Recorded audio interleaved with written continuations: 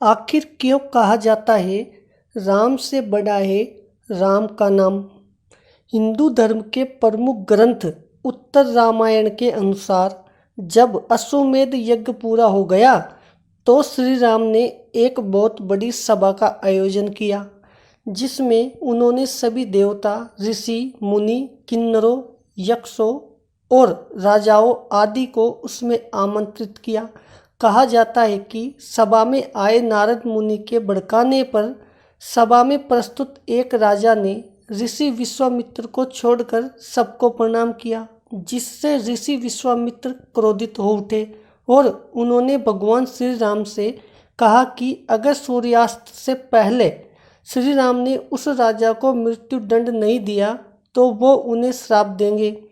इस पर श्री राम ने उस राजा को सूर्यास्त से पूर्व मारने का प्रण ले लिया। श्री राम के प्रण की खबर पाते ही राजा भागा भागा हनुमान जी की माता अंजनी की शरण में गया तथा बिना पूरी बात बताए उनसे प्राण रक्षा का वचन मांग लिया। तब माता अंजनी ने हनुमान जी को राजन की प्राण रक्षा का आदेश दिया। हनुमान जी ने श्री राम की शपथ लेकर कहा कि कोई भी राजन का बाल भी बांका नहीं कर पाएगा, परंतु जब राजन ने बताया कि भगवान श्री राम ने ही उसका वध करने का प्रण किया है तो हनुमान जी धर्म संकट में पड़ गए कि राजन के प्राण कैसे बचाए और माता का दिया वचन कैसे पूरा करे। तब भगवान श्री राम को श्राप से कैसे बचाए। धर्म संकट में फंसे हनुमान जी को एक योजना सूझी।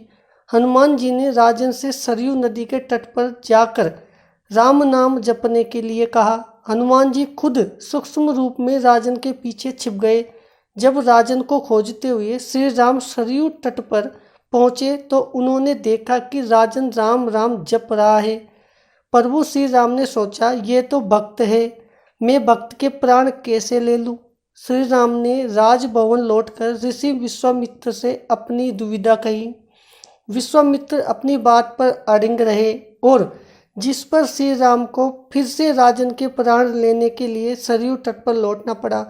अब श्री राम के समक्ष भी धर्म संकट खड़ा हो गया कि कैसे वो राम नाम जप रहे हैं, अपने ही भक्त का वध करे। राम सोच रहे थे कि हनुमान जी को उनके साथ होना चाहिए था, परंतु हनुमान जी तो अपने ही आराध्य के विरुद्ध सूक्ष्म रूप में एक धर्म युद्ध का संचालन कर रहे थे। हनुमान जी को ये ज्ञात था कि राम नाम जपते हुए राजन को कोई भी नहीं मार सकता, खुद मर्यादा पुरुषोत्तम राम भी नहीं। श्री राम ने सरयू तट से लौटकर राजन को मारने के लिए जब शक्ति बाण निकाला तब हनुमान जी के कहने पर राजन राम राम जपने लगा।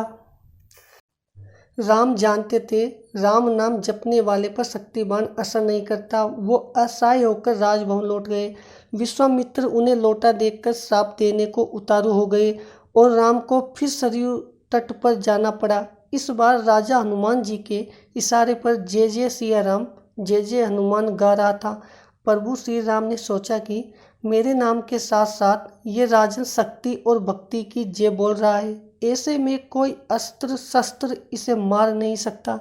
इस संकट को देखकर श्री राम मूर्छित हो गए।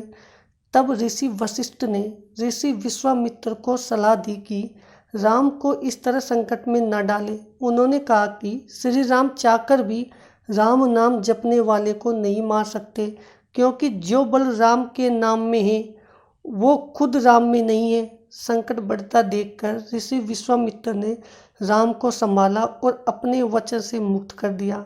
मामला संभलते देखकर राजा के पीछे छिपे हनुमान वापस अपने रूप में आ गए और श्री राम के चरणों में आ गिरे। तब प्रभु श्री राम ने कहा कि हनुमान जी, इस प्रसंग से सिद्ध कर दिया कि भक्ति की शक्ति सदैव आराध्य की ताकत बनती है तथा सच्चा भक्त सदैव भगवान से भी बड़ा रहता है। इस प्रकार हनुमान जी ने राम नाम के सहारे श्री राम को भी हरा दिया। धन्य है राम नाम और धन्य धन्य है प्रभु श्री राम के भक्त हनुमान। प्लीज़ हमारे चैनल को सब्सक्राइब जरूर करें।